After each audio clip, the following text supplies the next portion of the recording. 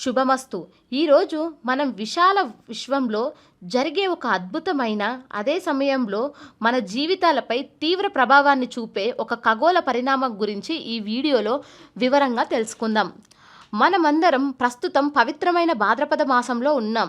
ఈ మాసంలో సెప్టెంబర్ 7వ తేదీన పౌర్ణమి తిథి నాడు ఒక కీలకమైన చంద్రగ్రహణం ఏర్పడుతుంది.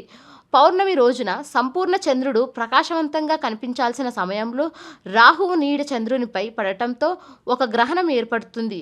అందుకే దీనిని రాహుగ్రస్త చంద్రగ్రహణం అని కూడా అంటారు. ఈ ఖగోళ సంఘటన కేవలం ఆకాశంలో జరిగే మార్పు మాత్రమే కాదు, మన జీవితాలను, ముఖ్యంగా మన మానసిక స్థితిని, భావోద్వేగాలను అంటే ఎమోషన్స్ను తీవ్రంగా ప్రభావితం చేస్తుంది. ఆ భావం ఎలా ఉంటుందో ఈ వీడియోలో పూర్తిగా తెలుసుకుందాం. జ్యోతిష శాస్త్రంలో నవగ్రహాలకు విశేషమైన ప్రాధాన్యత ఉంది. వాటిలో చంద్రులు అత్యంత ముఖ్యమైన గ్రహాలలో ఒకటి. వేద జ్యోతిష శాస్త్రం చంద్రమా మనసో జాతః అని చెబుతుంది. అంటే విశ్వపురుషుని మనసు నుండి చంద్రుడు ఉద్భవించాడని అర్థం. అందుకే చంద్రుడిని మనసుకి కారకుడుగా భావిస్తారు.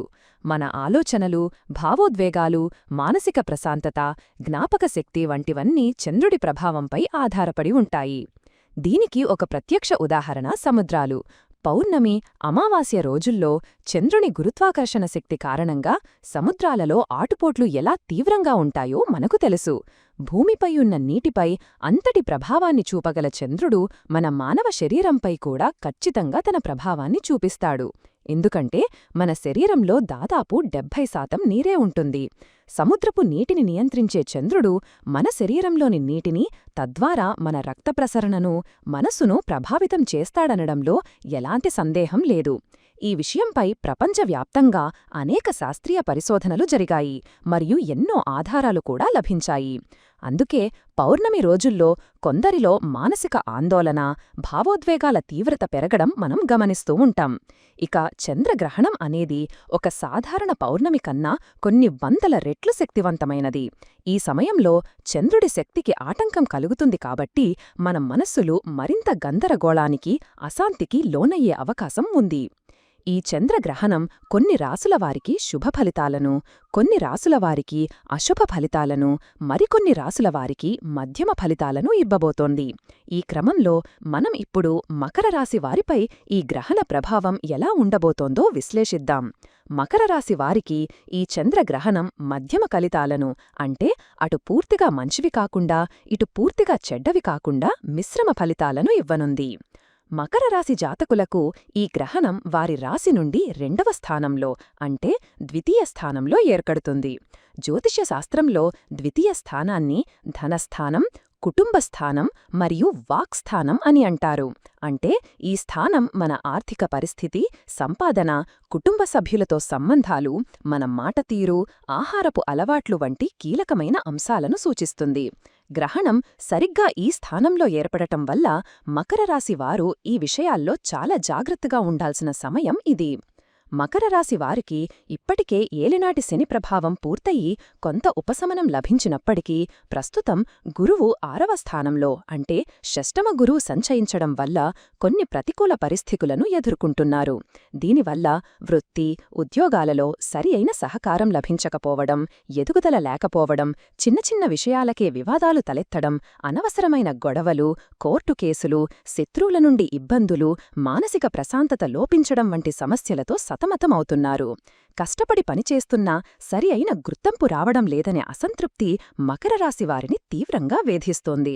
ఇప్పుడు ఈ చంద్రగ్రహణం సరిగ్గా ధన, కుటుంబ స్థానంలో ఏర్పడటం వల్ల ఈ సమస్యలు మరింత సంక్లిష్టంగా మారే అవకాశం ఉంది. ద్వితీయ స్థానంలో గ్రహణం ఏర్పడటం వల్ల మీ ఆలోచనల్లో స్పష్టత లోపించవచ్చు, ఆలోచనలు సరిగ్గా ఉండవు. దీనివల్ల తొందరపడి తప్పుడు ఆర్థిక నిర్ణయాలు తీసుకునే ప్రమాదం ఉంది. కొత్త పెట్టుబడులు పెట్టడం, ఇతరులకు అప్పులు ఇవ్వడం లేదా పెద్ద మొత్తంలో అప్పులు చెయ్యడం వంటివి ఈ సమయంలో అస్సలు మంచిది కాదు. ముఖ్యంగా స్టాక్ మార్కెట్ వంటి వ్యాపారాలకు ఇది ఏమాత్రం అనుకూలమైన సమయం కాదు. అనవసరమైన ఖర్చులు విపరీతంగా పెరిగి మీ బడ్జెట్ను దెబ్బతీయవచ్చు. కాబట్టి ఈ గ్రహణ ప్రభావం ఉన్నంతకాలం ప్రతి రూపాయి ఖర్చు చేసేటప్పుడు 1-2 సార్లు ఆలోచించుకోవడం ఉత్తమం. మనసు ప్రశాంతంగా, స్థిరంగా ఉన్నప్పుడు మాత్రమే ఆర్థికపరమైన నిర్ణయాలు తీసుకోండి. ఇది మీ కుటుంబ వాతావరణానికి కూడా ఒక పరీక్షా సమయం. ఇంట్లో ఏదో తెలియని అశాంతి నెలకొనుంటుంది. కుటుంబ సభ్యుల మధ్య అనవసరమైన వాదనలు, అభిప్రాయ భేదాలు తలెత్తవచ్చు. ముఖ్యంగా మీ మాటతీరు అంటే వాక్స్థానం ప్రభావితం కావడం వల్ల మీరు సాధారణంగా మాట్లాడినా ఎదుటివారు అపార్థం చేసుకునే అవకాశం ఉంది. దీనివల్ల బంధాలు దెబ్బతినవచ్చు. కాబట్టి కుటుంబ సభ్యులతో మాట్లాడేటప్పుడు ఓర్పుతో, ప్రశాంతంగా వ్యవహరించండి. వివాదాలకు దూరంగా ఉండటానికి ప్రయత్నించండి. దీనివల్ల కొంతమేర వివాదాలు తలెత్తకుండా ఉండే అవకాశం ఉంది. చంద్రగ్రహణం రోజు మకర రాశివారి చెయ్యాల్సిన పరిహారాలు గురించి ఇప్పుడు తెలుసుకుందాం. మకర రాశివారికి ఈ గ్రహణం వల్ల పెను ప్రమాదాలు ఏవీ జరగవు, కాని పైన చెప్పిన ఇబ్బందులు మానసిక ఒత్తిడిని పెంచుతాయి. అయితే శాస్త్రంలో ప్రతి సమస్యకు ఒక పరిహారం ఉంటుంది. ఈ గ్రహణ దుష్ప్రభావాలను తగ్గించుకోవడానికి కొన్ని సులభమైన పరిహారాలు ఉన్నాయి. గ్రహణం ప్రారంభం నుండి ముగిసే వరకు ఆహారం తీసుకోకుండా ఉండటం మంచిది. ఈ సమయంలో దైవారాధన, ధ్యానం, మీకు ఇష్టమైన దైవ నామస్మరణ లేదా మంత్రజపం చెయ్యడం చాలా శక్తివంతమైన ఫలితాలనిస్తుంది. ముఖ్యంగా చంద్రునికి సంబంధించిన ఓం శ్రాం శ్రీం శ్రౌం సహ చంద్రమసే నమః అనే బీజమంత్రాన్ని లేదా మహామృత్యుంజయ మంత్రాన్ని జపించడం వల్ల ప్రతికూల శక్తుల నుండి రక్షణ లభిస్తుంది.